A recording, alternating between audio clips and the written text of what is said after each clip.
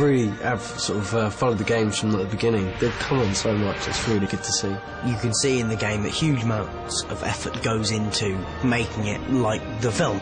The team works very closely with the movie makers. What that relationship gives us is an ability to make a movie game that's so authentic. Particularly around Hogwarts, you really get a sense of the castle, the space. They give you a sense of the time of day.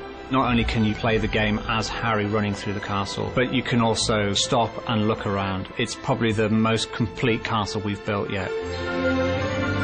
When you're playing the game and you see, you know, Ginny as a character in computer form, it's so real. I think how they've developed it is so amazing. They're starting to look a lot, scarily, a lot like us now. All the moles and stuff, you can see it, it's really weird. It's like looking in a mirror because it is just so, like, perfect. When I first saw the video game characters, I was so impressed. The appearance and the likeness, I was just blown away. The characters in the game now actually deliver performance. That way we can tell the story and all the emotions of the story in a much more concise manner, I think. Using various technology that I will never understand, they have somehow managed to take my face and a performance and transpose it onto the screen. It's a very important thing that we can have characters that are believable. We want them to have feeling, to put that across in the game. You've been invited to join the Gryffindor Dueling Club.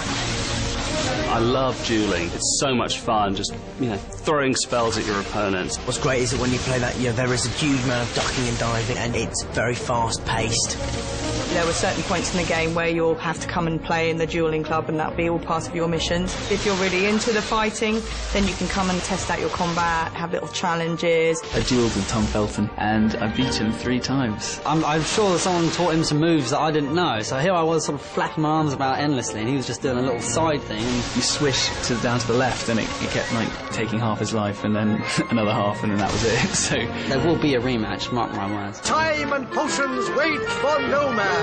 Because potions are obviously so important to the plot in this film, you can pour ingredients in yourself and you can stir them and fan the flames underneath a cauldron. You had to wave all the fire up and mix it around. I did it really well the first time, but the second time I failed the task. The kind of concocting of all these different things, I think that's brilliant fodder for a game. Being able to actually have a cauldron in front of you and use ingredients such as armadillo bile and other revolting things, the fans will love it. We're using the great themes of the story in the movie to make great gameplay, especially where Ron gets given a love potion, and Harry has to try and get him to the potions classroom. On the way, of course, he's trying to chat up every object in sight, both animate and inanimate. Romilda, that's a pretty name for a pretty witch. If I picked a favourite potion, it would be Felix Felicis, because it's liquid luck. I just think having that, you know, if you're kind of having a bit of a rubbish day and you could just take a little bit of Felix Felicis and everything would be transformed to go your way. You think that would work? Ah, yes. I have a feeling it will. Obviously, how could anyone turn that down? If I could create my own potion, it'd probably be a rose-tinted eye drop, so that you see everything in a lovely glow. It would be Pesticidious, because that would be a potion that gets rid of mice and cockroaches in your house, which would be really useful, I think. And it would sell like hotcakes in London. Not bad at all. The rival seeker is back and means business. Ow!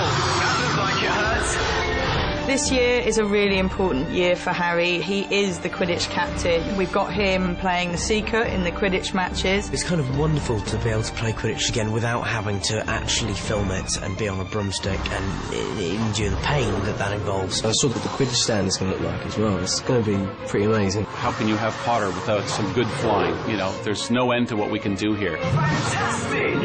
Some of the tricks and skills are pretty cool. There's lots of barging. It's quite physical, so it's going to be very like the movie in that respect.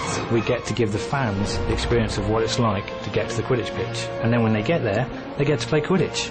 It doesn't really get any better than that, I don't think. And Harry wins the match for Gryffindor! I think there's so much within the Half-Blood Prince that every moment within it will be so much fun to play on the game. It just seems a lot more exciting and closer to the film than we have been before.